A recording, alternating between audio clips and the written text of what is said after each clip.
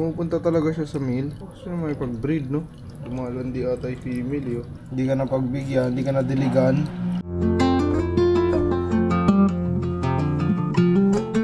Yo, what's up? Third day ng mga crayfish sa akin. Buhay pa sila. Feeding time, no? Ito yung female. Yung male, nandun, no? May territory na yung male dyan. Yung isa, di ko alam nasaan. Pero, try ko pakainin to. Tingnan natin kung dadakot ba siya. Oh, yun nyo. Itong male. Yung male talagang mahilig kumain. Yun. Lumabas, oh. Galing. Yan. Hindi ko alam kung yung female is nag-aaya ng mate. Ganyan ba mag-aya ng mate? Nag-aaya ata ng mate yung female. Kasi sa crayfish, ang nag-aaya ng mate yung babae, hindi yung lalaki. Yung babae yung lumalapit sa lalaki para may pag-mate sila. According sa aking research, ito nga, bend na nga yung likod niya, eh. So, hindi ko alam kung buried na ba, pero posible naman siguro. Third day pa lang sa akin, buried na, no? Pumupunta talaga siya sa male. Gusto na may pag-breed, no? Lumalandi ata yung female, yo.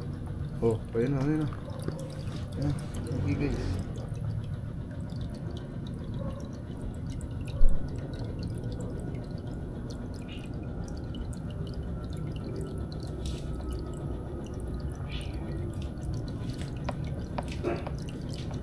Sabi, nakaway ng male, oh.